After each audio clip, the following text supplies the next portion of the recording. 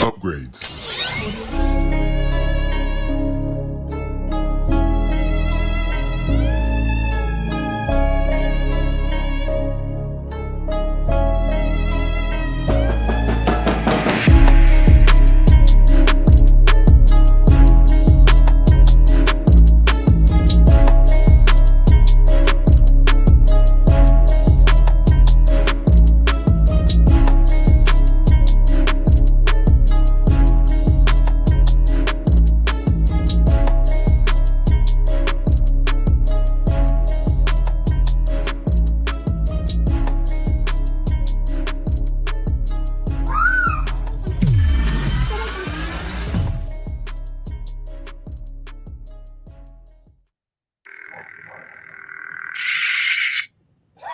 Ladies and gentlemen, we are back yet again for another episode review for Ahsoka. I am here with good friend, fellow team member of JVS, Ant Go. What's going on, dude? Oh, you caught me playing with my lightsaber, which I was doing for this cast. Yes, that's what I was doing. Hey.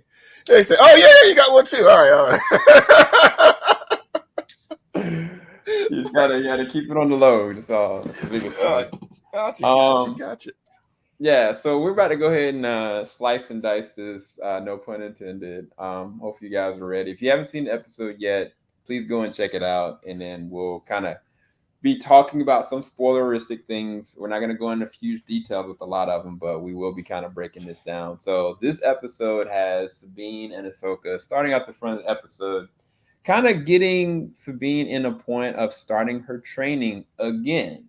The robot has his own personal perspectives on this, but Sabine seems like she's been reinvigorated, and of course Ahsoka is trying to believe in her. And so they're starting small little baby steps of training. So just kind of breaking that down for you, and what was your perception of Sabine in the whole training process? Because I think I don't have a take in this because I haven't seen Rebels, I haven't seen all the Clone Wars, I haven't seen anything like I should.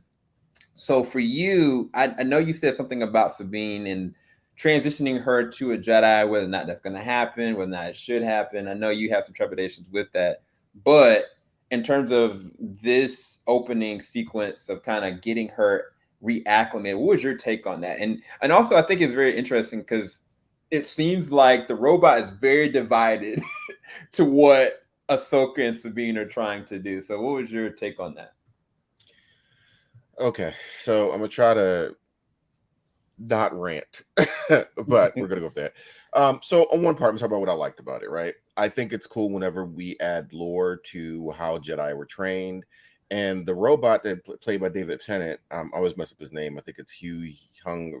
You could look it up. He appeared in a couple episodes of Rebels, and he would be in charge of helping Padawans make their first lightsabers, right? Yoda would take them on the ship. They would go and find their crystals. They would put the different designs to kind of like the wand guy from Harry Potter, where each lightsaber is unique to him, and he would have all these different parts to make them. Whether you with a wood finish or leather or whatever. So seeing him with the multi-directional, I guess, targets, was a really cool thing. We've seen some Jedi train bots before that, for people who like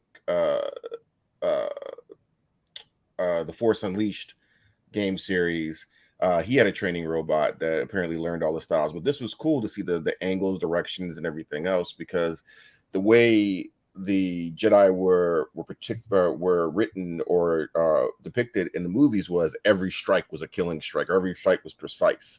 And so seeing that, like, she's a competent swordswoman from a baseline level, but as far as a Jedi or a Sith, she's still off. So I thought that whole scene was great. I thought it was great. I even like Ahsoka's training style with the using feelings to find it, and how stealthily she moved, and the ninja toe slippers and everything like that. It was some member berries, right? Because we've seen this in New Hope, we've seen this in the Jedi Temple. in the prequels and things like that. So all of this was cool, and it's something that Dave Filoni does really well as fleshing out some of the lore and the mystique around the Jedi training and things like that that we haven't really seen. So I thought that part was good. Do you want me to tell you what I thought was what bothered me by it? I don't know if you want to get to that part. Yeah. No. So we're just all we're gonna do is just kind of go step by step and kind of break down the episodes as best we can. Because I mean, even my personal perspective, I think I love the fact that this doesn't feel like overly CG. It feels like a lot of this show feels very practical. Like whether it's the ship, whether it's like this small little training regiment, it felt like this was actually something that they built, and kind of the way they even shot it, it felt like that old school way of like bringing you into the immersion of Star Wars. And I don't know, I'm not to say that other shows haven't been doing that from a Star Wars standpoint, but I just it's a breath of fresh air to watch a scene like this, even though we've seen it. But I love kind of the fact that this girl Sabine may never get it. I think that's the very fascinating thing about it, is that I think Ahsoka wants it to happen, but she doesn't even know what she wants her to be, because she doesn't know she's reconciled who she is and what she's not, but she's still trying to allow Sabine to have a purpose in going through the progression of being Jedi. It's almost like you believe in what a Jedi used to be or was, but you're trying to bring them through certain trainings and teachings. For what reason? I think it's very fascinating watching that relationship develop, because both of them are trying to discover what they have to be next. Now, with Sabine, I think the interesting thing about this scene is I felt like certain moments she was starting to slowly get it, but at the same time her footing is off, like she just didn't have the coordination.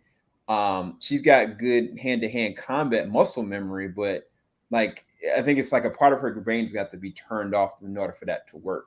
And the robot just not giving her a lick, and I love that. So I love how honest he is. Like, you have the worst potential to be a Jedi ever.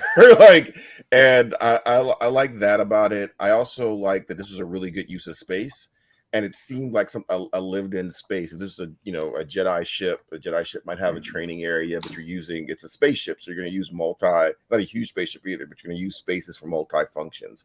So from a design point, I like that. There was like a lot of things aesthetically I really liked about it. I think a lot of what I've seen in the community, some people just love this whole thing. Some people are really great with Sabine being a full-fledged Jedi, Force user, and they're trying to justify that she was always meant to be a Force user, and they've even used some George Lucas clips to be like, he said everybody has the Force, and he said, well, he says the Force isn't everybody, which has always been. I've seen some other people go, this kind of deludes from Sabine's character, because she was already cool in Rebels. She was the explosives weapon expert Mandalorian with some artistic flair. Then they added that she's a tech genius that makes super weapons. And now they've gone to, oh, she's going to use the Force now. So there's like a diluting of that character.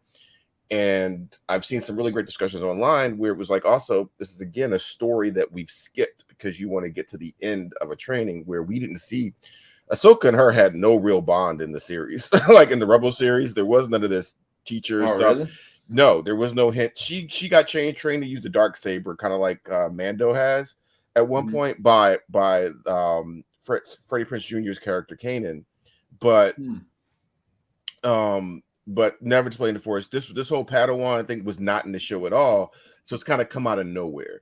And for a lot of people have described it as, and I kind of agree with this, it's like you want us to believe that Luke is a loser living drinking green milk on the planet, but you didn't show us that story that make us transition from hopeful Luke to this. And maybe there's a good story in there, but you guys wanted to yada yada yada to this. And I think there's a mistrust based on Disney's recent history that you're just going to make her this powerful Mandalorian Jedi, and everybody can use the Force. And now, whether you think you like that or you don't, I think that's going to be at your preference. I think in lore, there's always been people that could had a little connection to Force. They didn't have enough to become a Jedi, but they could be pretty much like in the Peace Corps of the Jedi, or maybe they can, they're not quite Force sensitive, but they have this ability. So I'm curious to see where they go with it. and I wonder how much Dave Filoni had control over making this decision. This seems very forced. I will say the actress moves really well. And one of the complaints I've seen about Rosario Dawson is that her movements are kind of slow. And me and Rosario Dawson are the exact same age, so I'm not being ageist or anything like that. But I think people are also used to seeing an animated version of this character move versus a real life version of this character moving. So, in essence, I think this is where this goes. Is going to we're trying to see how modern Star Wars is going to conceptualize the Force and Jedi. And I've seen a lot of things. Well, we can get to that later, but I've seen it just a lot. There's a big modern eye towards it versus what I think they were intended to be. So, yeah, so this is the interesting thing for me, because again, I don't have any stake in it, but they've been very adamant that, and even she said it, I've never used the Force. And I don't know how Rebels ended. I don't know if Rebels ended and that was the start of her training, or if it was like an in-between point. But it feels like if she's never really truly used the Force and she only went and learned the bare basics, it almost seems like it was a failed attempt at making her an apprentice. That was my perception of it. And she gave up herself. And then I think Ahsoka, from what I'm understanding about her, she needed to move forward. She couldn't hold on to it. And I think that is very interesting to me, because I really don't know. I don't know if she actually will become a Jedi. well, will she become a Jedi or will she become a Force user? And I think those are two different things. I Yeah. think, one thing that I think the sequels didn't get right is they didn't give a philosophy behind being a Jedi. They just thought the Jedi was Force powers and things like that, and that's Yeah. not what the Jedi are. So I think there's a great lesson here to teaching how to think like a Jedi, and that being like a Jedi is we get this. I've seen this narrative, including from my goddaughter. Just went to the park for a Galaxy's Edge before the summer started. She was like, well, the Jedi hate all emotion and they try to repress everything. And it's a very modern Western view on what the Jedi were based on, what they were based on, like Eastern principles of religion, like so Buddhism and things like that, and an idea of non-attachment. And I think it's hard for us to conceptualize that now. It's like, oh, emotions are wrong, and it's really not. Yeah. So I don't think that all the writers understand that based on a lot of the projects that come out involving the Force, and I think also we're kind of banking on Dave Filoni, but how much, because he didn't direct every episode, and I don't know if he's written every episode either. So I don't know. It's curious. I think there's a great story in here of her not even using the Force, but learning and training and I guess developing the philosophy of a Jedi. The other thing is we have a Mandalorian Jedi in a current series that I feel like it's kind of overusing at this point. So I'm gonna ask you about that, because that was what I was gonna pinpoint, is that she, from watching Sabine, she seems like it would have made more sense for her to pivot this way. Did Grogu need to be a Mandalorian? Did you ever get behind Grogu ever becoming a Mandalorian Jedi? I'm not. I'm really not. The I've seen some, like, I think that people, I think that, oh, Mandalorians are cool and Jedi are cool, but if you want to go that route with Grogu, that seems a little bit more organic. And this is supposed to be a rare thing, but now we have a current series in the same timeline of two Mandalorians trying to be Jedi, and the natural candidate for this position. So did you see the Hera's kid? He was a human kid it was Jason, who came into the bridge like, Mom, I want to be a Jedi too. Did you see that kid? Yeah, I did. That's Freddie Prinze Jr.'s character, Kanan's son with Hera, who he is probably Force sensitive. And a better story to me would have been Ahsoka training him, or Ahsoka training him and Sabine, but Sabine not being a talented Force user or strong with the Force. It would have been a really that would have been an interesting foil to each other, and how they're developing it. I don't know. This feels a lot like why they wanted to focus on Leia instead of Luke and Obi-Wan to me, and I don't understand this decision to. There's a lot of good stories there, and maybe this is the thing is, I think because of some of Disney's missteps in recent years, there's not a lot of trust there. But that's why. So I caution everybody should enjoy what the show is, and then see where it goes with Sabine.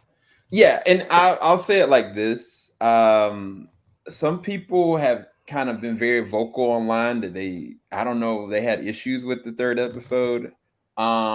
I don't understand the trepidation, but part of it is I don't have any ties. I have not seen Rebels. I've not seen all the Clone Wars. I actually enjoyed this episode. I think it was more interesting to me to kind of look and dissect where these characters are going to go, because I see a lot of red flags with the way some of this is going to work out. Even down to like, I'm glad you brought up the little boy, because I wanted to bring up Hera. Like Hera, presented to the Senate, a proposal like, hey, I need to kind of send out a few people to go and assess whether or not Thrawn is still alive. Now, again, I don't know who Thrawn is, and I don't have any ties to any of it. But what I can assess is that Thrawn is an actual threat. And it looked as though the Senate, which they always are, it always annoys me, they're so comfortable in their own hubris to not look at the possible bigger picture. And then the other side of that that's blocking Hera is that she does have ties with the missing Ezra.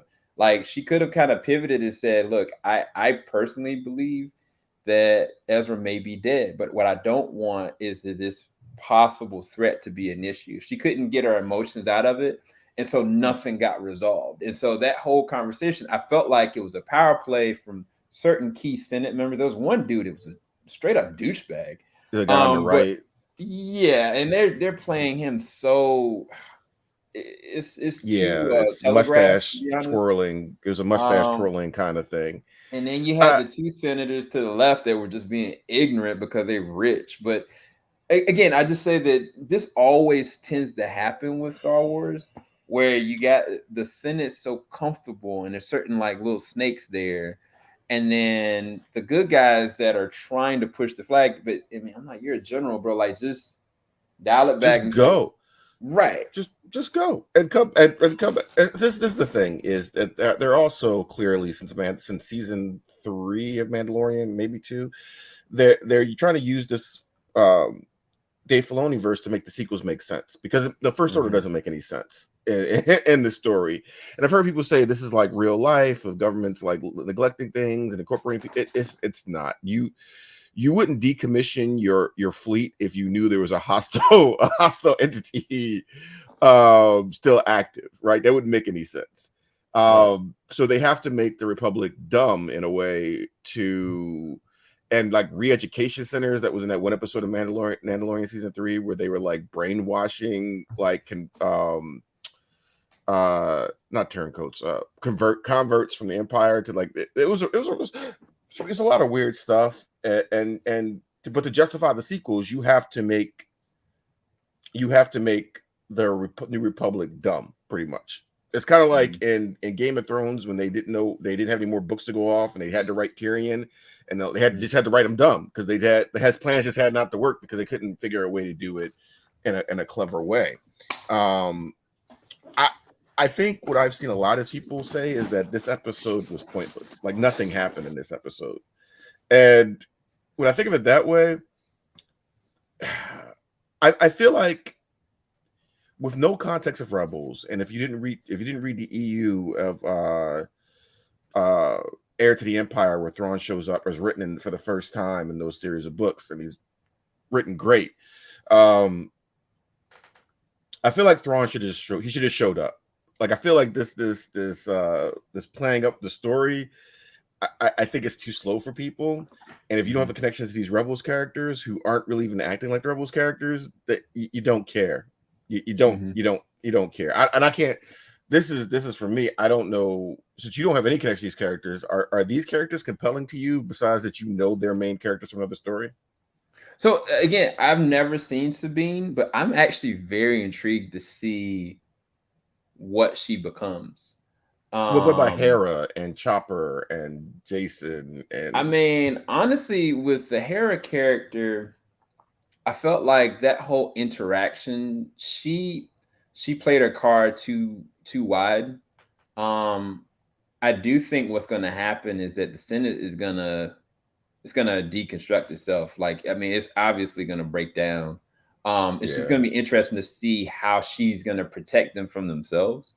So yeah, I'm actually game for all this. Like, I have no idea who any of these characters are, but I know. I mean, also I love the actress. Um, oh Sabine's my God, actress? Winstead. Yeah, Hera.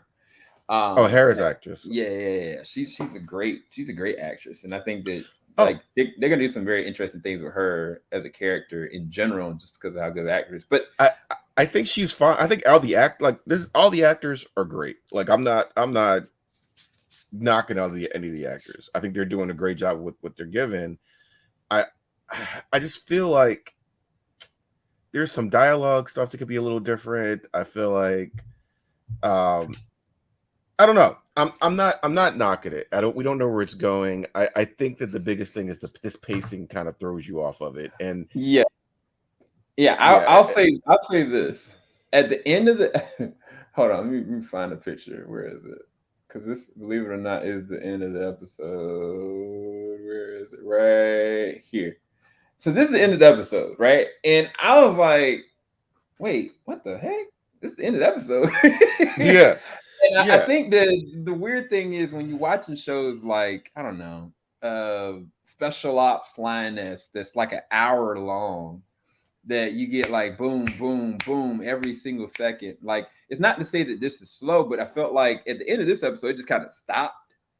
And I was like, you could have added a little bit more there. And I so for me, that's kind of how I felt in this episode, because I was like, oh, okay, I'm finally getting a little bit. But I mean, we ain't talked about any of the shenanigans that happened as far as the dog fight, or um even some other stuff that I wanted to kind of bring up. But I mean, ending the episode the way that they did was very, I don't know, it was just really abrupt. I thought it was really interesting.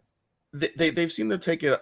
They seem to film it like it was one big movie and then chopped up that movie into Yeah. bits, but not like you know how Hateful Eight's that the theatrical version is a movie, but then you can go on Netflix and watch the Hateful Eight show. That Mhm. flows in a way, even the way they cut that It's movie up, it designed to flow flows. that way. Right. Yeah. This doesn't really flow, and I feel like this isn't the first Disney show to do this, where the episode length is odd at that, so there's not hitting.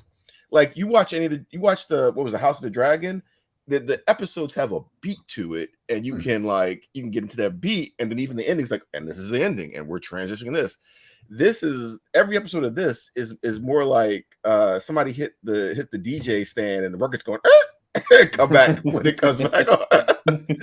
And I think that's throwing a lot of people off too. And I also think the decisions, I mean, I guess we can go through the episode more, because like I don't Yeah. understand some of the things they did with this from a writing standpoint. But go ahead. Yeah, so we can go ahead and keep it going. So as they're going through, Sabine has to go and man the turrets because they're getting attacked. And so as they're getting attacked, like, Sabine is just missing. Like, she's missing everything.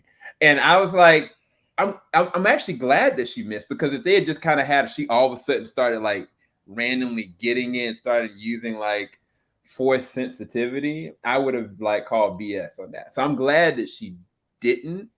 See, But the other thing is the characters that they're going up against, I don't, my perception of them is either one, I don't think they're Inquisitors. Two, I don't know if they're Jedi that have kind of gone rogue. It seems like they are force sensitive based on how they millywalked Sabine, especially the girl. So both of the people that were in those planes, I was kind of like, okay, she shouldn't be able to shoot them down. Like that would be stupid. So I kind of felt like she was gonna fail there. So all that played out the way that I thought it would, but what I didn't expect was for something that I don't think Star Wars has ever done. They pulled a Star Trek with the red shirt, like a red shirt. I'm gonna just pull it up. Hold on. This. Oh, that, yeah. Ahsoka So has officially become a Skywalker, ladies and gentlemen. why'd you put Ray on there, man? Why'd you put Ray? Ray is not a Skywalker. Why are you trying to trigger me this late at night, Sam? I came in here in good faith to have a good faith discussion with you, and you just gonna put Ray in my face like that.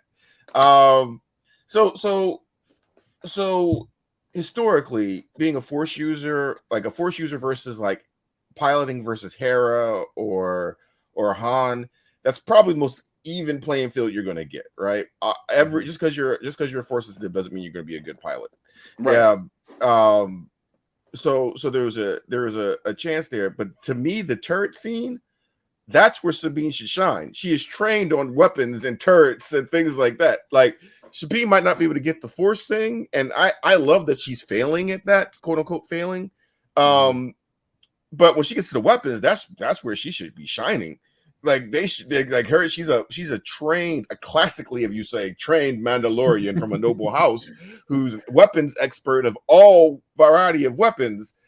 She should be nailing them. There should have been, but this is the other thing. Space is really big, right? If you drop out of your hyperdrive, like right at a hard distance, they were waiting for her right there. If they don't explain that there's a tracker on that ship or something, I was like, how did they know that they didn't go to her? They were there already. Right. But then you had that one guy, you had two main characters, and then that one red shirt guy. That's what I thought you meant from Star Trek. That one red shirt, I was like, oh, that other pilot, that third guy, he ain't making it. like you knew he wasn't gonna make it. And I see they were going for like a World War II dogfight thing, like they definitely were. Yeah, definitely were. But when Sabine put on that ship, and also she got that spacesuit on very quickly for how cumbersome that thing should be while they were just sitting there, and they treated.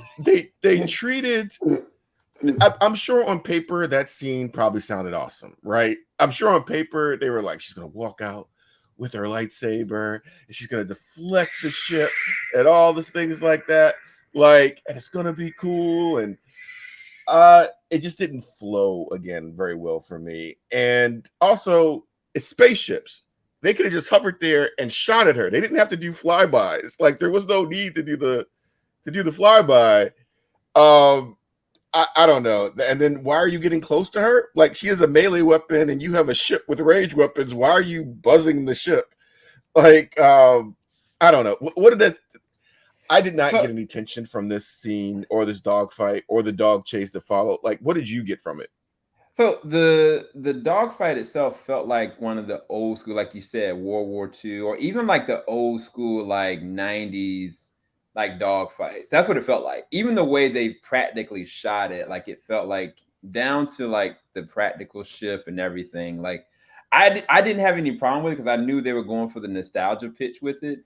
I was fine with Sabine missing because I was like, I swear, if they just had her waiting to get that cup and then all of a sudden she feels it, like, oh, I got it, and she's like, oh, you're starting to get it. I would have called BS over that. That would have took me out personally. But as far as the actual Ahsoka going and leaving the ship, I think it was interesting to me because I don't remember any time in Star Wars, correct me if I'm wrong, where somebody actually put a spacesuit on and got outside of their ship. I've never seen that. So if you can recount that to me, I was like, I actually appreciated that because I was like, this is dope. But hey, Ahsoka, it's the moment you jump, you're done. And I love the fact that she did. And she was like, can you please get me out of here now? Because because I'm about I to was just die. happy she didn't do a Leia from Last Jedi and like fly towards the ship, because I was like, you're gonna lose some people with that. So Yeah. interesting enough, the Jedi, and I don't know if this happened in the recent Jedi Tales. I can't remember if you've seen one, but in Legends, Jedi Master Plo Koon, the one he has this face mask thing on, is the one that found Ahsoka. There's one in the Clone Wars where he gets out the ship and he kind of protects, but it's a small like escape pod, and he kind of protects it as the people are trying to board it. So he puts on this, but he doesn't have to put a whole suit on because his skin is not human, so he can survive for a little bit of time and space. He just need a breather. And there's another time with another Jedi Master in the I always mispronounce his name because it's a long Shinsky or something like that. The guy that did Samurai Jack, he did a version of Clone Wars 2, and there was a boarding thing where Jedis and clone troopers boarded the separatist ship to take it over, and because they just was crippled, they got on they did that. So it's happened. Like I said, I'm sure on paper it seemed great. That scene just didn't work for me. But I'm curious. So it worked for you though. Like Yeah, so space. it worked for me because I am a Star Trek fan, and I was like, finally, we get an actual spacesuit on Star Wars. Like for me, I mean, if anybody get a spacesuit, let it be a Gosh darn Jedi.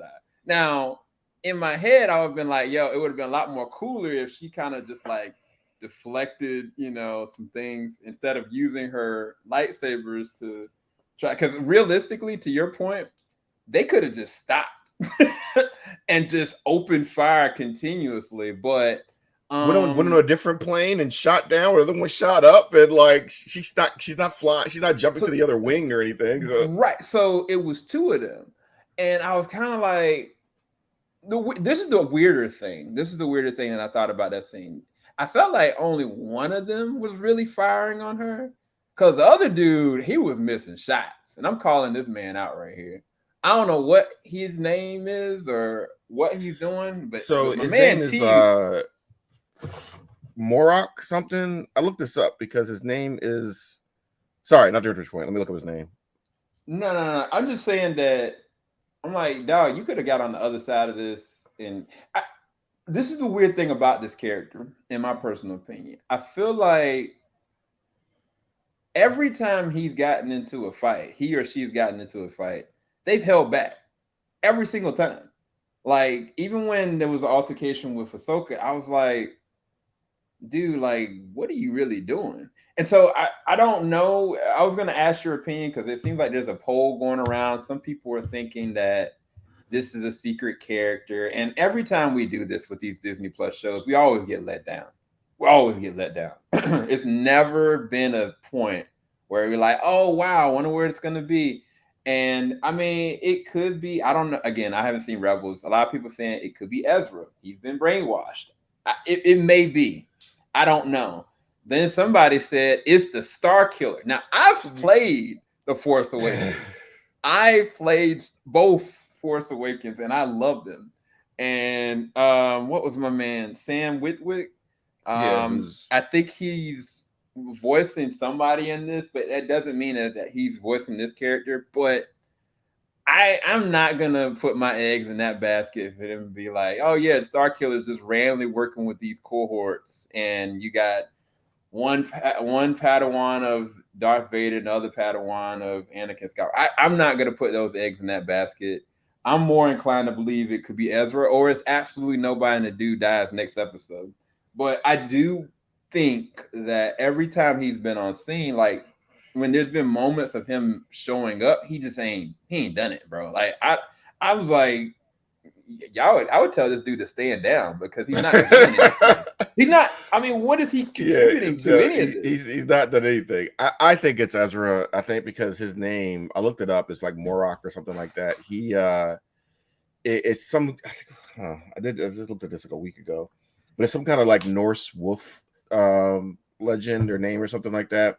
And Ezra was really heavily connected to the wolves in the these force sensitive wolves in the show, who could like use the force to like warp to the other side of a planet and stuff like that. So I think wolf, like I think that that's what they're alluding to. It's going to be, I don't know how they're going to explain him being here when Thrawn isn't. I just don't want it to be that freckle faced girl that is showing up like in like 3 series so far, there's been a masked person that takes off their mask, and it's that freckle. Like she did it in Willow, she did it Falcon and the Winter Soldier. Falcon and the Winter Soldier. She did it in Han Solo, this Han Solo movie. And that was a guy walking around and took off the helmet, and it was her again. I don't know if they're trying to make that her signature thing, like her "I'll be back," but they need to stop. I don't want to see a helmet come off anymore. Apparently she's in other things too. I don't know if she's done this in other places, but I know she's done it in those shows. Disney, stop. I don't. If as long, I bet I don't know. To me, I think I have more money betting on it that it's her than Star Killer. like, huh? So okay, all right. So let's dare to dream for a second. Because at this point, I mean, we pretty much gone through the rest. At the end of the episode, Sabine gets this shit back on. The robot scans. He scans the device. Now my head goes, the robot scanned the device. You guys are out of harm's way. Go ahead and send everything to the group so that they know, oh wow, there is a warp ship in space that can transport big ships to other galaxies. And they didn't do it. And I was like, why? Why not at least tell Hera? So I was confused by that. But at the end of the day, the end of the episode, and it goes back to the main group. And they're like, oh, we got to deal with this. So my question to you was this. Dare to dream. In what way, shape, or form would they have, it would have to be a clone of the Star Killer. And why? What would be the point of having Star Killer outside of the obvious of like, apprentice on apprentice of Darth Vader, apprentice of Anakin Skywalker? I mean, we know that there's going to be flashbacks. I think that there's going to actually be good principal flashbacks with probably Sabine and Ahsoka training. But I think there's going to be callbacks to Anakin and Ahsoka training as well. But just daring to dream, do you think that how would they work Star Killer even if it was him? So obviously there would be a different backstory, right? But there's plenty of history where Vader could have been trying to train a new apprentice. So on the real world side, Sam, is it Witwerk or whatever? Yep. He has been a staunch asset to the television animated series, providing his voice for I think Sidious. He might have gave his voice for Maul too. He did. I heard about that. He has a real Star Wars fan. Like he talked about one of his first days in the recording booth. They had something in the script that didn't make sense, and he was like, I'm a new guy, but can I say something? That wouldn't happen because this happened in the movie that and they were like, oh crap, you're right. So he's somebody, he even has criticized the sequels about how this doesn't make sense for Luke, and if you like him, great, but this is why people have issues with it. And he's still working. So that shows how great an actor he is, and he's also an actor. Like we haven't really seen him anything for a while, but like even back in The Walking Dead, he's an actor. So I would be surprised if they wouldn't utilize him. Before Jedi Survivor, where you had an actor that looked like a character in a Star Wars game, you had him where the character looked like him. So you could put him in there as Vader's secret apprentice, and that could give. But if that's the case, I feel like the first 3 episodes, which is half the season almost, right? Is it 8 episodes? I don't even know, to be honest with you. That's what I was gonna say to you, because if these are 30-minute episodes, bro, why would it be half the season? It better be about at least 10 episodes. Let me actually. So look, if it's Disney, it's probably 6 or 8. But so far, again, in recent Disney history, we have a show named after a character where the character that the show's named after isn't the main character. Sabine's the main character of this series. And that's not knocking it, but like if this guy is Star Killer and you were amping up apprentice of Vader versus apprentice of Anakin, which is a good story hook, right? Even if they had to depower him from the games because the games were a fantasy with how the Force could be used, that generates interest. You made Star Killer canon. He's what does an apprentice of Vader act like and look like versus the apprentice of Anakin?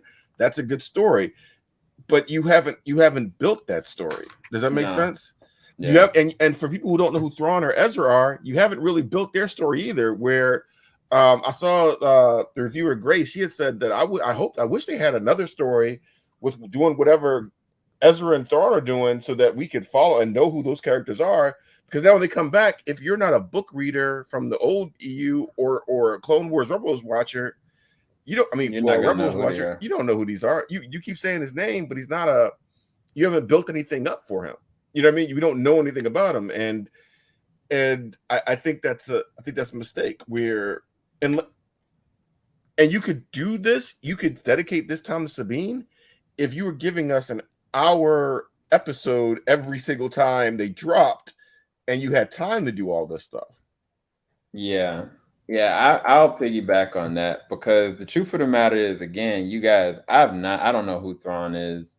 I just confirmed that we've only got 5 more episodes left. It's 8 episodes total, 30 minutes cap, meaning that the only way, if they, even if what Grace's suggestion was even possible, that would take a whole episode. One dedicated episode. Let's just say the 5th episode is going to be Thrawn tracking down Ezra, and that's a whole episode. Meaning you're gonna waste the whole episode just to be able to give us that, and then I'm still not gonna know the immersive effects of how everything works, like how the dynamics of how Ahsoka and Anakin work, how the dynamics of Sabine and Ahsoka work, what was the relationship of Ezra and the rest of the crew. Like honestly, the interesting thing about Ahsoka is if you don't watch Rebels, if you don't watch Clone Wars, some of this is going to be a mystery to you. Like it's not the show itself, because of the length of time that's they're shooting this, it doesn't service well. I think that because I love Star Wars in general, like I'm intrigued and I'm interested, and what it's going to do is invoke me to go back and watch it, which is good, but you have to make it interesting. You have to make it work in totality. Everybody that's coming in from different levels. So yeah, I mean, yeah, I agree to that because I really don't know if they've only got 5 episodes left.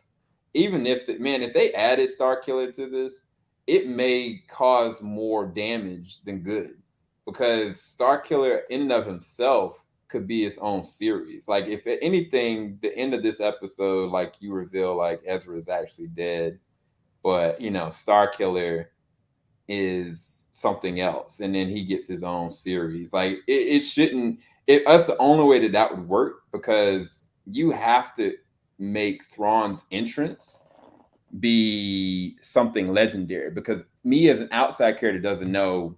Like even the way that Harold was kind of describing him, I was like, these are loose words. This is kind of like exposition almost. I don't know what this man's done. You're the way that she described it. It's like he's killed people that I love. Like no, like explain to me how he's killed hundreds of people, how he set people up, like things like that would have made more of even just the open conversation to the Senate. That would have made more sense, but she made it very personal, and that kind of worked against her. You don't get that threat. So it's kind of like when Darth Vader showed up in New Hope, they talked about the Emperor. You know who the Emperor was. But in Empire Strikes Back, when Darth Vader kneels before the Emperor, and you've seen how hardcore Vader was before this, you're like, the Emperor must be that guy. If Vader's sitting there, my master and stuff. So so with Thrawn, you haven't really done that, and the way they're talking about this character, that's really not this. The character is that character where he is dangerous if he can organize a unit, but sending maps and ships and stuff, he should just come back and stop using this map MacGuffin for Star Wars 2. Everything doesn't need to be a wayfinder, a map to Luke, a map to Thrawn. Like we just stop it. He can just come back, and I think that this episode, and I get why people say it was kind of a waste, because all you need to do was get a copy of that hyperspace ring thing, get a picture of that, and then go back. They were flying close to it to wreck their ship, and like him doing scans. What scans you need to do? Just take a picture of the thing that this is what they were stealing resources for, and go back to the Senate. I just think I don't think they're using their time wisely. And we just saw a show in One Piece where you could tell the places they saved budget, but the story, the acting, and the reasons why certain things happened lent itself to what they were doing for their time limit. I don't see that here. And I don't know. Disney has a habit of, this is what they have. They have a habit of baiting and switching so far. So, like, you got the Obi-Wan series that wasn't about Obi-Wan. It was about Reva and Leia. Whatever you think about that. They were about Reva and Leia. Okay. You get this Ahsoka series that's really about Sabine, and the rest of it, I haven't learned any more about Ahsoka. I don't see what character journey she's on right now. We're like halfway through this season so far. And you got a lot to build up. And the other thing they do is they take things that should have been a movie, like a 2-hour movie, and they try to make it a 6-episode thing. So you shoot your 8-episode thing where you have to tune in every week, but you don't have enough story beats for 6 to 8 episodes, because it's kind of like Lost. When Lost first came out, the writers had like, we have story for 2 seasons, and then our story's done. And the Lost became a really big hit, and they're like, y'all want to keep working on this? Because we're going to make it whether y'all come and die. And they were like, all right. And then you get so many seasons later where the story doesn't make sense. And I fear for that when I see Star Wars series now, or Marvel series for that matter. Like, and again, people, you can love this series. This can work for you. There's a lot of good things in there. We've never seen the focus be Jedi woman and a Jedi a Padawan woman, and how they were interacting. That, like, all that stuff is great. Ahsoka's great. Sorry, Austin's great. Sabine's great. I don't know the actor's great. I don't know the actor, but they're all doing their job. I love Hera. And I can't wait to see Hera behind the cockpit of a starship again, like in a dogfight. Like, I'm all for that. I just don't think they're using their time wisely, and just bringing out legacy characters isn't enough to do it. But as long as it's not, I looked up the actress's name. As long as it's not Aaron Kellyman or whatever, as under that helmet, I'll be happy. But and if you just focus on Ahsoka has enough good stories there. You could add Anakin in. You could use Hayden Christensen wants to come back. Yeah, I didn't really use him in Obi-Wan series besides that one scene, and you didn't really use him in this so far.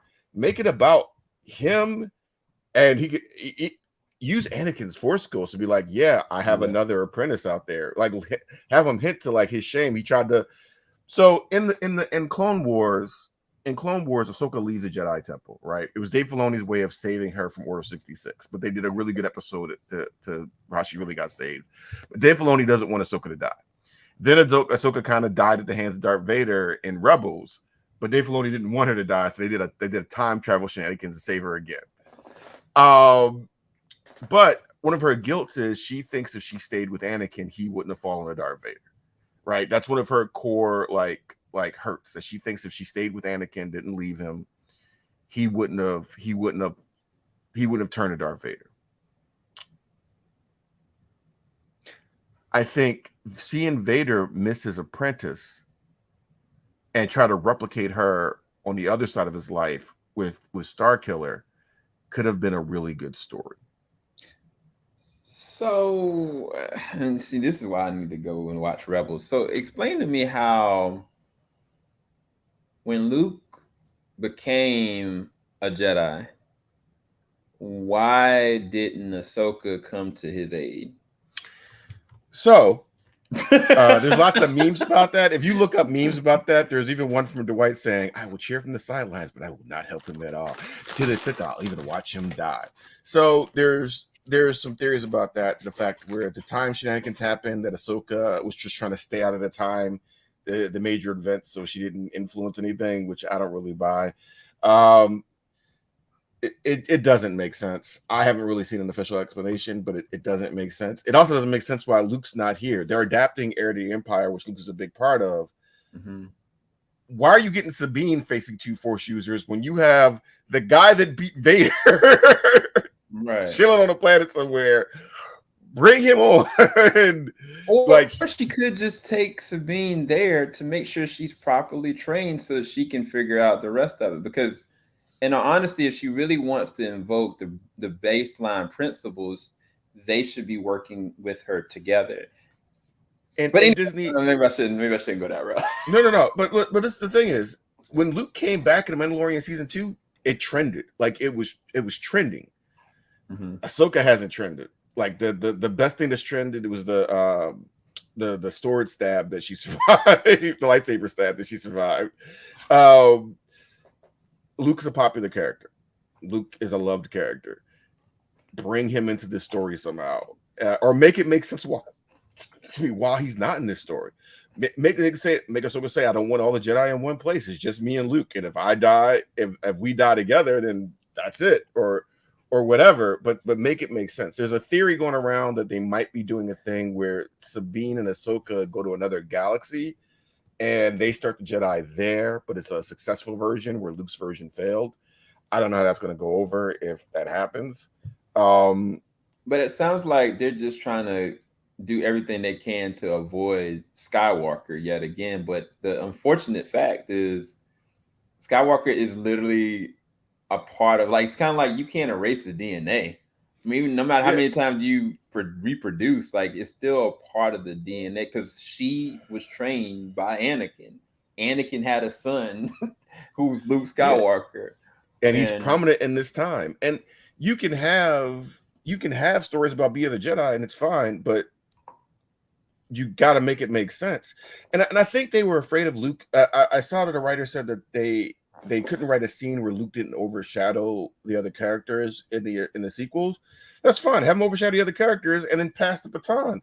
If Luke's a trainer over here, send Padawans out to do missions, and you can start the story there. Like, there's things yeah. you can do to add him in, but you can't just ignore him and make it make sense. If that make, you know what I mean? Like, you just can't. So, okay, real quick question. I don't know if this at this time right now, wouldn't Ben Solo be alive? Like, would Ben be Uh, currently being trained So I saw somebody by do a Luke? timeline on this that either Ben is about to be born or close to it, because Oh, okay. I was curious about um that. yeah, and I think they did a comic where he comes in like 10 years or a few years, something like that. I have it, I kind of block sequel stuff out my mind, but but yeah, I don't know. You just gotta make it make sense. You just gotta make it make sense. Why are you, if you're so worried about Thrawn and these two Jedi guys and these two former Jedi, or just former Jedi Master and this new apprentice are the problem? Go get Luke and take care of the problem. like Yeah, I'm gonna make a statement. This is not knocking this show or any of the other ones, because actually I'm actually really liking the show. Like, I know nothing about any of this and I'm still having a good time. But I did the math. If it's 30 minutes per episode, it's only 8 episodes. That's 240 minutes, meaning that's 4 hours. That's it. 4 hours is the entire series of season one. If this is a limited series or if this is season one, I'm just going to call it season one because I think they're going to do more with this. That's not a lot of time. That's not a lot of time at all. And the truth of the matter is, in my personal perspective, most of these Star Wars shows and some of the Disney Plus shows too, they do the same exact thing. Like, I don't know why they do it this way, but it's like 30 minutes, 8 episodes, 6 episodes. And in doing that, you you might as well make it a movie as opposed to doing it that way, because you're still cutting the same amount of marginal time. Like, you can move some fluff and call this a 3 hour movie and call it a day, because I don't know. I'm just noticing a trend that they keep doing this with these types of shows, and I don't know. I don't know if the fans are liking it if there's not a big presence there or a big thought-provoking moment or an event moment that they recall. Because if say hypothetically speaking that Luke doesn't show up in this one, Starkiller isn't in this one, and the only character that's there is Ezra Miller, and I have no idea who the heck Ezra is. You don't care.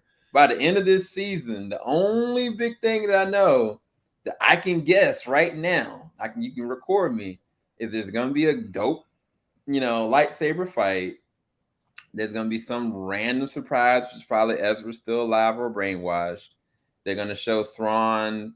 And I'm almost guessing that this warp gate is to get to Thrawn or get Thrawn back to this galaxy. I can almost guess that. And I guess there's gonna be some kind of callback moment where all the Rebels team gets together one more time. And I'm pretty sure there's gonna be a flashback of Ahsoka and Anakin. But outside of that, none of those things are like, oh wow. So if there's something outside of that, then maybe. I don't know. Yeah, that was going to get you to come back and want to invest in this or buy a T-shirt of this or anything like that. I think you're right. I think these should have just been movies or resurrect the art of TV movies. I'm old enough to remember that TV movies like Merlin or Odyssey or stuff like that were like mini. They weren't as short as TV episodes and they weren't as long as movies, but they were like multi-day events and they had a flow to them. Maybe it was only 2 nights for Merlin. Maybe it was only like 3 nights for Odyssey, but there were beats and they were good. The V series for Victory started as a mini television movie, a mini movie, but there's a flow to it, and I don't know whether they took the Disney Channel shows people and brought them over to this stuff, and they don't know how to make this stuff flow. I feel like that's something Lucas would probably know or talk about, like the art of knowing how to actually write a television show versus writing a movie versus writing, for different programs and stuff. But you're not servicing your story, and I love Star Wars, and I feel you've wasted time.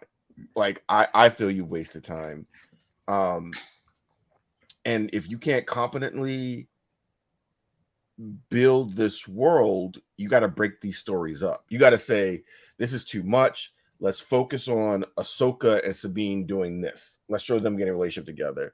Let's show Ezra and Thrawn doing this. Let's show, there's ways to build up to it that you don't have to rush. I don't know if I'm saying this correctly, but like it's just No, I think it's a good conversation to have because I mean, again, we're the critics. Like we are just talking about what you guys are probably already feeling. I've already told you guys that I'm really liking this show. I think it has a good potential.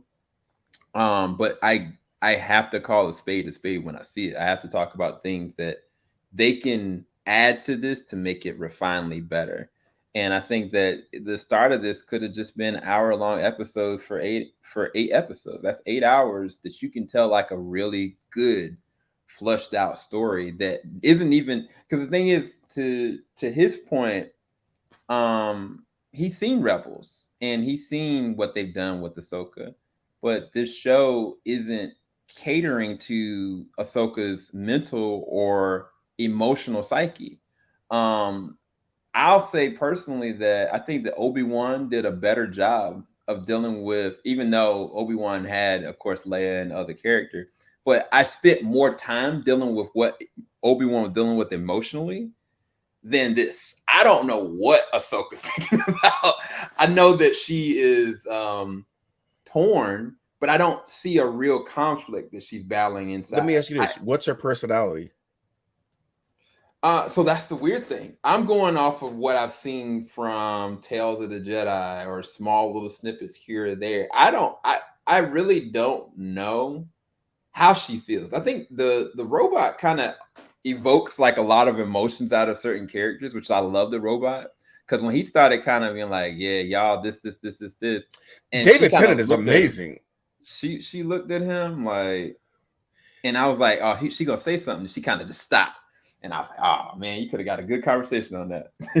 I don't know. I don't know why they're letting David Tennant have all the personality in these scenes, but I know the robot's personality. Like I know what the robot is going through. Sabine has a little bit more personality, but I just feel like all I'm getting out of Ahsoka is stoic. It's just stoicism, and I feel like we're getting too much of that. Even Hera, I feel like her personalities, they're all muted. They're just really muted personalities. Mm-hmm. And I know they have more. I know, and I'm not. And again, this is not about the actors. I know they got it. Even Ray Stevenson, who I've loved since Rome, since I saw him in Rome, a decade plus ago. I know he has more in it than them, and maybe we'll get it, but we're halfway through the season. Yeah, I think that's the big thing right there. You hit the nail on the head. They haven't done anything yet. Nothing has been. We don't know why they're in the show. As far as Ray Stevens and the other chick with the blonde hair, or the Star Killer, fake Star Killer. We know that she might be a clone of Rebels. We know from Rebels that I know from Rebels, just listening to what they've been saying, that they've been trying to find Ezra, and they also been trying to track down Thrawn. And that's about it. And so outside of that, it's kind of like it's the waiting game to get the Thrawn. And I agree with you. At this point, we're about to be on the 4th episode. They're gonna have to introduce Thrawn, because if they wait to the 5th episode and it's only like 3 episodes left from there, now could it be dope? Yeah, but I don't know. I don't know enough about the character to care. Let's know. I'll tell you what I'm actually waiting on. For me personally, I'm waiting on that Anakin and Ahsoka conversation. Me too. Because I'm going to get an evoking conversation. And I'm interested to see if it's going to be a young Ahsoka as well, who they kind of make that play out. And live action, Anakin and Ahsoka have never been on the screen together, and I think that would be a really big moment. Dave Filoni, when he the actress, and I think it's Tara Strong, did the voice actor for Ahsoka. When he wrote her, he was like, the fans are going to hate you because Anakin didn't have an apprentice until we came up with this, and they're not going to understand why. But through writing, we're going to make them love you, and they accomplished that goal. They understood they were going to get hate, because even me, I was like, Anakin had an apprentice. When was this? But through good writing and competent character development, we saw her when she was a novice up till she was proficient, till she could stand on her own, and that was something that was a good character arc for her. So seeing her and Anakin on the screen together, that'll be big for me as a moment, as a fan of these characters. But I don't know. I don't care enough about the villains, and I know some of these characters, but the witch, I don't care about her. Like, she hasn't given me any personality. She doesn't tell me why she's doing this. She didn't tell me why she's working with these people. Oh, she was so much better in The Mandalorian. Like, in one episode, they did more with her. But now, now she's a witch, and she did. All right, well, then use some of that. When you say I'll take care of them, use a spell or something. Don't use the cannons. Show me something. Show me some emotion. Ray Stevenson is the only bad guy so far that was like, it'd be a shame to kill her with all the, with so few Jedi in the world. And she was like, is that sympathy? She's like, just tell the truth. Or like, oh, Anakin spoke highly. Or like he seems like he's somewhere in the middle between like completely falling to the dark or still trying to keep some ideals or having a code or whatever. That's an interest. Show me some more of that. But these other people, what's her personality? Sam, what is her personality? She wants to scowl, and she's mad/happy at Ahsoka. I don't know. What's the Ray Stevenson's apprentice personality? We don't know. We don't know who these people are. And I always go back to this. And I know we're running long. I didn't expect that we were talking this long about this episode. But you could have the most you could have a competent sword fight or fist fight on screen. If there's no stakes or emotional weight to anything, it's gonna fall flat. It's gonna fall flat. Now you could have two characters just hitting their sticks together, but if you feel the weight of why they're fighting, it'll mean something to you. You could put all the money in the world in Batman versus Superman, but it didn't hit as hard as Iron Man, Bucky, and Cap fighting at the end of Civil War. Why? because we knew all the emotional stakes involved. We know we when Tony says, I don't care, he killed my mom. When Bucky's like, he was like, do you remember her name? You remember their faces? I remember all their faces. Cap in the middle. Like that the weight of that scene, the weight of that combat outweighed the technicality of the combat. Yeah. I don't know why they don't get that for this. Yeah. I just ranted. I said I wasn't. I don't know if that made any sense, but I'm here. No, I think it's good conversation because they could prove us wrong, you guys. We're doing this is simple conversation. We need to actually make these podcasts, to be honest. So y'all guys can listen to the audio. I hope they do prove me wrong. I want to be clear on that. I hope I am wrong. I just see the embers of where they could go wrong. Yeah, and again, I shouldn't do this online. So no, I think it's fine because again, I do see that every single character, even though without knowing who they are, I'm interested in them.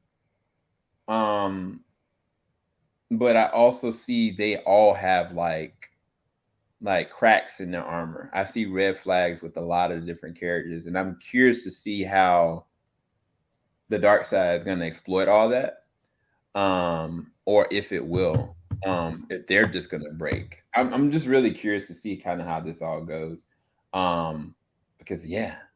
Anyway, I'm going to leave it at that. What do we rate this episode? A to F. I'm gonna say C+. There's things I liked about it. It was there. Nothing angered me. I wasn't offended by anything. If Sabine moved that cup, I'd have called so much BS. But you know, it's there. There's She never moved it. No, I said if she moved the cup, I'd have called such BS. It's just more just a wait and see. But I'm gonna say C. Yeah, I've been enjoying this show, man. I'm gonna rest this at like a B or a B minus. I do think it just ended very abruptly, and I do think what they're kind of doing with time. The more we're talking about it, the more I'm like, I don't know, man. That clock is ticking. That clock is ticking, and it's weird because you got shows like Apple TV Plus just had Hijack. Hijack is like literally 7 hours on a plate, and they actually go through like it's an hour per episode. First episode I think is like 2 hours, and it's back to back to back to back, and it's like there's no time wasted at all. I don't know. I'm glad that the Daredevil series have already expressed that those are going to be, I think they're going to be hour-long episodes or 45-minute episodes, and like a full 18 episodes of the whole season. I'm actually glad they're getting that. Really? Route. Yeah. Oh wow. But I don't know, man. Like I'm gonna be honest with you. I never even finished The Mandalorian. I didn't season 3. I didn't finish season 3. It's not well put together. It's just not a well put together season. And I need to finish Andor, but I've lost. Andor's good, but also has pacing issues. I just have. It's hard for me going back every single week when I'm like, I don't know. It's weird. I've seen animes within 20 minutes of time do so much, right? They're designed that way. And when, Disney is doing it, not just with Star Wars, but any of these shows, and they're trying to make you like excited for the next thing without like a big moment, you got to have that story be fire, and it's got to invoke something. I felt like when I think we reviewed it together, when we reviewed oh my god, what was that mummy superhero that was so bad? Oh crap, Moon Knight. Yeah, I was like, okay, this might be the one, and they gave me one good episode, and after that. But I see what it is. We gave for Moon Knight, we gave the benefit of the doubt, right? Because that first opening scene where he was blacking out and coming back, and it was like, okay, all right, I'm good with this. And then even the episode where he fell off the boat, and you're like, oh, we lost Persona. Oh, that's gonna be sure he's gonna come back, but when? Very next episode. Yeah, I'm good, guys. Like it was. Dog. Like It, they even with that show, like there was a they could make a whole other season with just the other entity just going and killing everybody that we never saw. Um, so they do this with these shows, and it's hard to have faith when that kind of happens. and maybe it's just But the wrong skill set. Maybe they have movie people trying to make a television show it is, when it is, when it is. and it just doesn't work. You there's nothing about like on your list of priorities when you have anime out there, when you have let Attack on Titan be dropping the same day as Ahsoka, and look at the numbers would probably be different. Like, look, Attack on Titan does so much with those aren't hour episodes for the most part. So, you or even something like One Piece. We just saw One Piece, which is a world that they had to world build. They had to because that world is so odd from our own that you had to world build by also get characters and their development, their agency, where their arcs were going for a whole crew of characters. Um, and they were able to do it. And I think One Piece was 8 episodes. And they condensed like 25 episodes of the series and did it well. And you had stoic characters. You had Zoro, who was very stoic, but you know what his motivation is. You know when he started crying at one part. You know when, like you know where he wants to go. You know his agency. You know his character arc and his goals. I don't know who's doing it, but y'all need to figure out that behind the scenes stuff and tell a good story. Just tell a good story, and everybody will follow. Everybody will go with you. Well, maybe not now, because Andor was good, and I think Andor did not get a lot of views. I don't think So a lot it's of people finished Andor. that's the thing. So Miss Marvel and Andor both didn't get a lot of views, but most were critically praised. And even the Werewolf by Night movie Which was good. was Werewolf by freaking Night was good. good. And so they can do this. They can absolutely make movies here So on Disney Plus. yeah, I talk about this a lot in our chat about social capital, and for years, they go, "Oh, that's nothing. That's nothing." It wasn't until Lucas, like a month ago, was like, "I don't know what they talk about with that social capital," but that's what I was like. Did you just finally admit that the social capital exists? I'm curious whether Star Wars has just run out of social capital to become significant at this point, right? It was one of the biggest franchises of IPs you could have, and now I don't think people are. It's no longer a priority of must watch. You know what I mean? I don't think it's a priority of like I'm gonna get excited, and because again, Andor is a good show. Andor is a good show. Miss Marvel had the makings of a good show, but then they wanted to rush her. They wanted to rush a bunch of seasons into one so she could be in this movie that was coming out, and didn't let the character because they introduced multiple. Like the ending of that is a mess. Which that's a whole other show. That's a podcast. We can talk about the endings that we've been disappointed with some of these properties coming out. And I don't want to be a downer. I don't want to be the downer of the team. I want to like all these things. I want to give them my money. I want to give them my money. I want to go to Star Wars land. But you gotta make me want to. You gotta tell me it's gonna be right. Like do some woo in Star Wars. I don't know what's going on. But yeah, that's my take. We could be wrong. Ahsoka could be great. All this stuff could pay off in a way that we like. I never knew. Like I'm totally shocked. Yeah. To be clear, we were not using Ahsoka has not failed yet. No. We're talking about what has happened. What has happened that we've seen. Yeah. That's not to say it won't, but we're just talking about what we've seen and what we're afraid of and we're trying to hope to prevent moving forward. So take that all with a grain of salt. We're just ranting / we've already kind of talked about the episode already. We've already gave you guys our ratings. And if it's we're just more wrong, so we'll say we're wrong. context. We'll say we're wrong. If we're wrong, we'll be up here like, oh, they got us. Right. Yeah. I'm just in my head, I'm like, even if it was Star Killer, it wouldn't make any gosh darn sense. Because you didn't build it up. But we'll see. Well, I think that's going to be the interesting test. I think next episode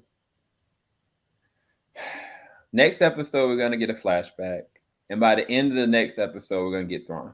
That's my prediction. I think we're going to get the flashback. I don't think we're going to get Thrawn. No, I'm not gonna make predictions. This is what I hope. I hope we spend some time with I'm about to call him Ray Liotta. That's not his Ray Stevenson, whatever his character's name. I don't remember his character's name. Yeah, R.I.P. 13, baby, 13. And because I don't remember his character's name, and I want to remember his character's name. And his apprentice. It doesn't matter. It's in the past. Doesn't matter. And you build some of these characters up. Sabine is the only person that's gotten any kind of like push so far. So I hope we get the flashback with Ahsoka and Anakin, and we see what's driving her now. And I hope we spend some time with Ray Stevenson and his apprentice, so we get their motivations. There you go, ladies and gentlemen. David Tennant. David Tennant, the doctor, bringing it in. That's a clap. We out, y'all. Make sure you like, subscribe, hit the bell button. We'll come back soon. Have a great 3-day weekend. Don't cut me. Filing out the top of I can see the skyline, 50-mile radius on my timeline. Ain't nothing.